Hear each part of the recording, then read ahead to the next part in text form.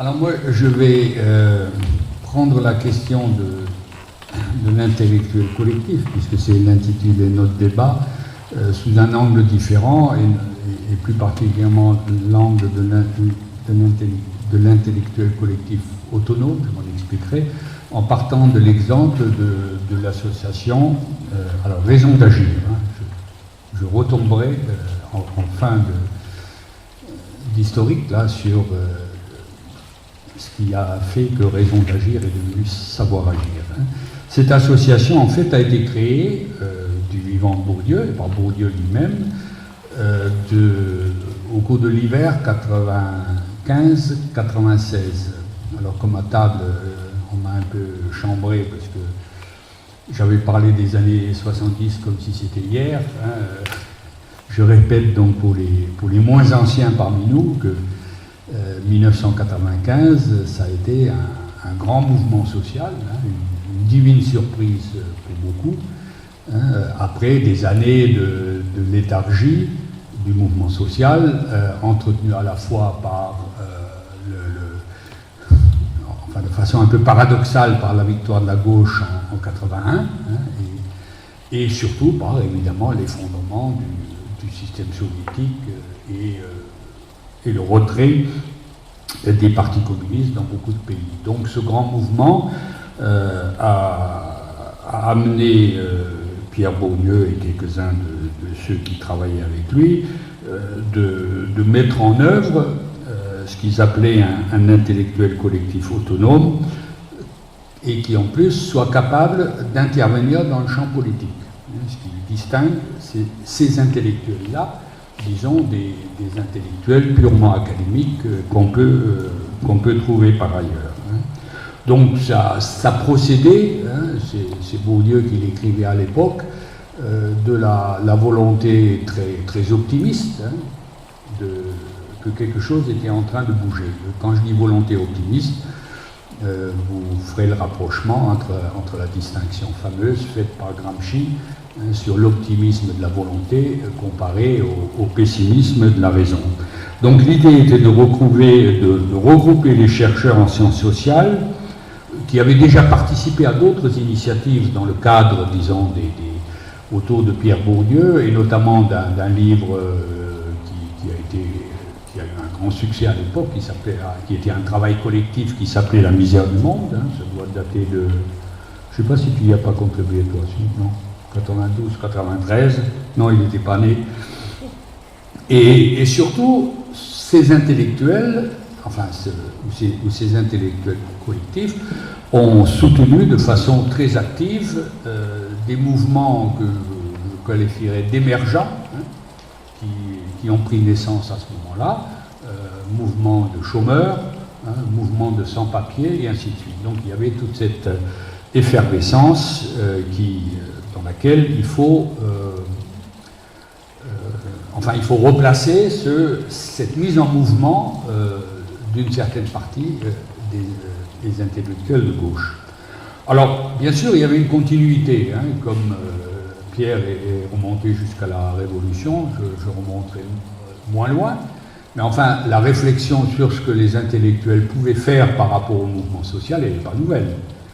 Il y a eu, pendant longtemps, alors je parlais de Gramsci, c'était ce qu'on appelait à l'époque des intellectuels organiques, c'est-à-dire qui réfléchissaient en quelque sorte en prenant en compte aussi l'organisation, en l'occurrence le Parti communiste italien, à laquelle ils appartenaient. Ensuite, on est passé par l'intellectuel, disons, Jean Sartre, qui s'occupait de tout, donc un intellectuel qui était total, un intellectuel plus spécifique défini par Michel Foucault, qui a commencé à théoriser le fait que les intellectuels ne pouvaient plus reposer, enfin, ou que le prestige, le statut de l'intellectuel ne pouvait plus reposer sur le côté universel des connaissances et des réflexions, mais donc ça devenait un intellectuel spécifique,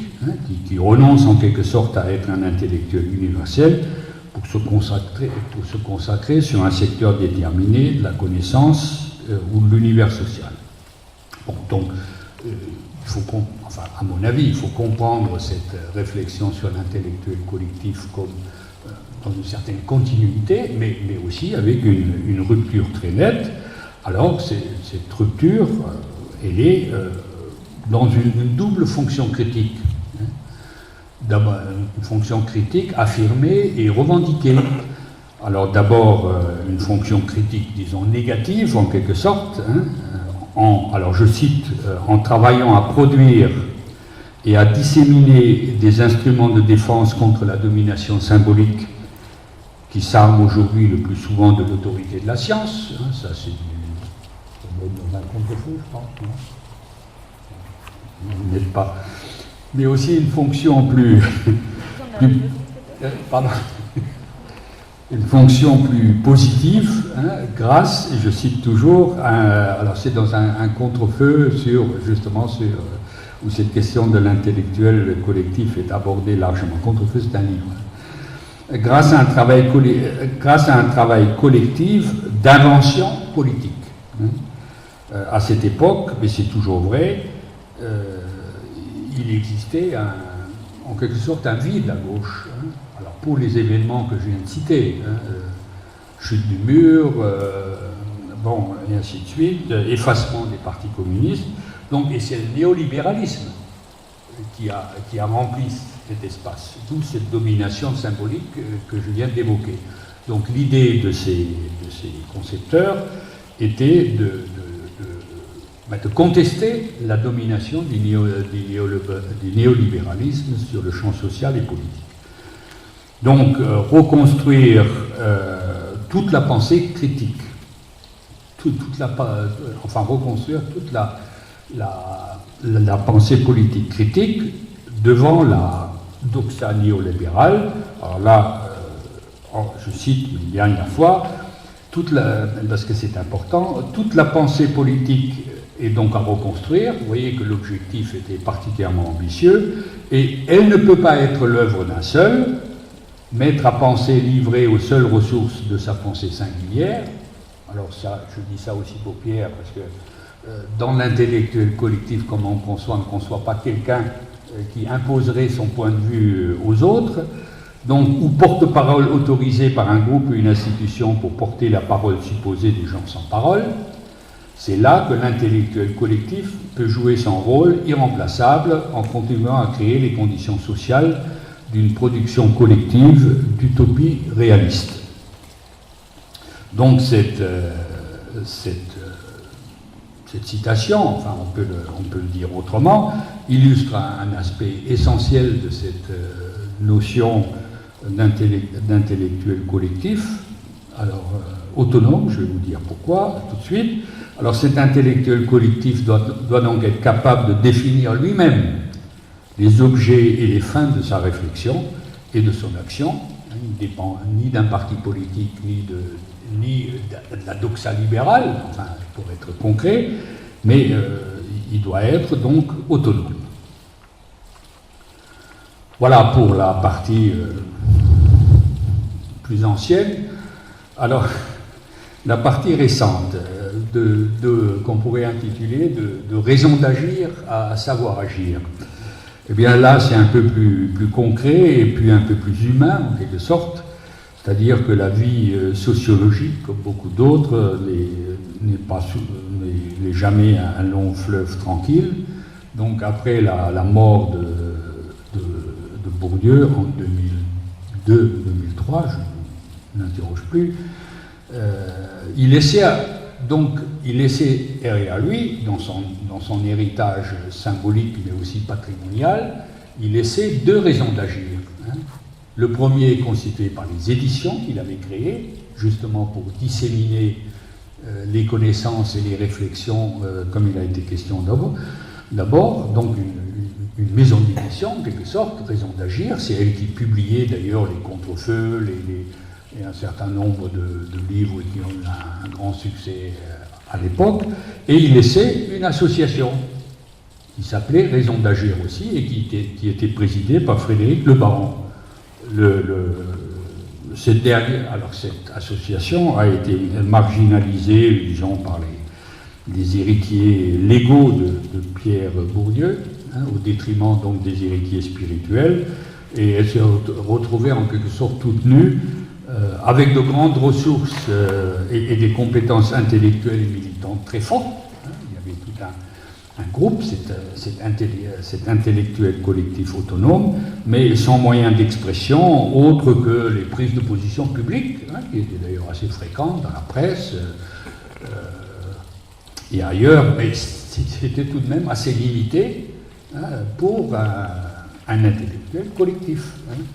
Donc il y a eu deux initiatives. La création, donc, à défaut d'une maison d'édition, d'une collection propre, qui s'appelle le Champ Social, ou quelque chose comme ça, aux éditions du Croquant, une maison d'édition d'ailleurs qui est actuellement plutôt en difficulté, mais enfin qui n'a jamais été dans une santé resplendissante, et puis le lancement de la revue, pour laquelle il a fallu trouver un nom. On ne pouvait pas l'appeler Raison d'agir, puisque ça existait comme maison d'édition ailleurs, donc ça s'est appelé Savoir agir, et puis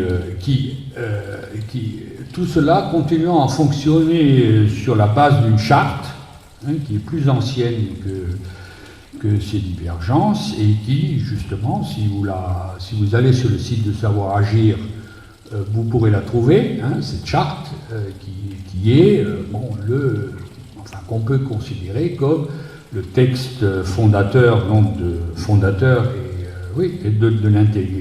l'intellectuel collectif autonome, au sens où l'entendaient les bourdieusiens à cette époque-là.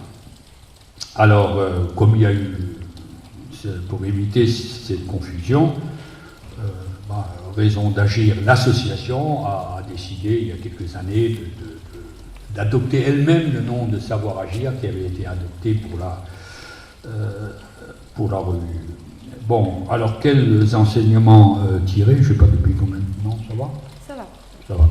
Bon, mais ça va être bref, de toute façon, c'est des sujets que je soumets à votre réflexion.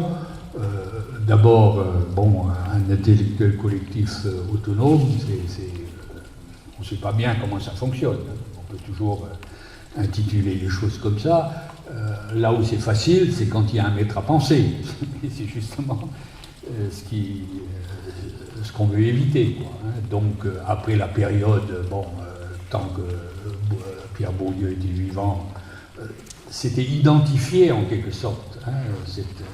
La notion elle-même, les éditions et l'association étaient identifiées à Pierre Bourdieu, mais ça n'a pas résisté évidemment aux 10 années qui se sont écoulées depuis son décès. Donc l'association elle-même, je dois dire qu'elle a assez peu de fonctionnement. Elle n'organise pas, par exemple, de colloques comme vous le faites ici. Donc son débouché quasi unique, et donc aussi la source de sa production. Alors il y a quelqu'un, mais peut-être qu'il interviendra et qui pourra en parler. C'est d'une part la collection de livres. Donc là, ce sont des productions individuelles en quelque sorte, ou à 2 ou 3 de chercheurs.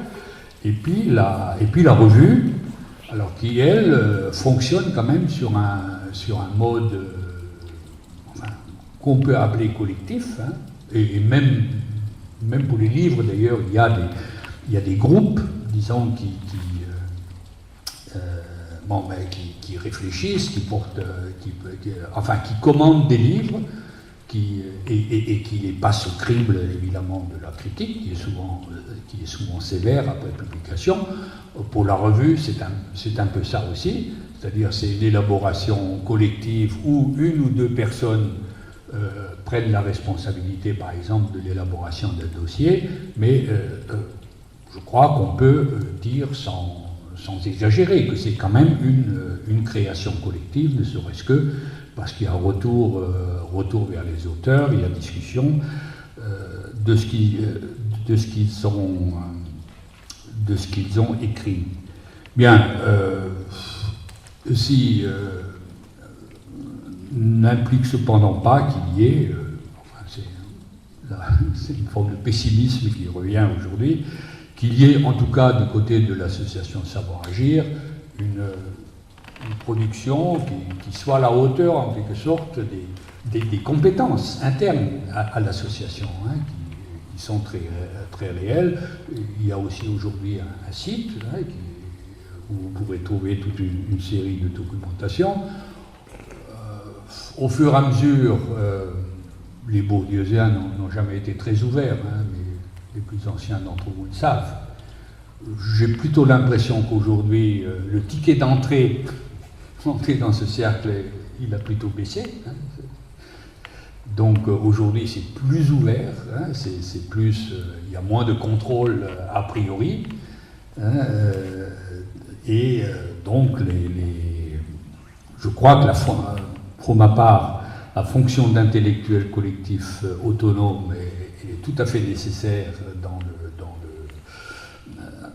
la situation actuelle, et notamment dans la situation politique, où ces collectifs font d'ailleurs beaucoup d'interventions, hein, en plus des productions sur revues et ainsi de suite. Hein, il y a un vrai engagement, hein, contrairement à d'autres collectifs qui restent beaucoup plus... C'était une des idées de Bourdieu, d'ailleurs, de sortir du champ académique étroit, donc de se mêler, ce qu'il n'a pas fait toute sa vie, d'ailleurs. C'est intéressant, d'ailleurs, pour les spécialistes, hein, de voir pourquoi il y a eu cette évolution plutôt vers la fin de sa vie.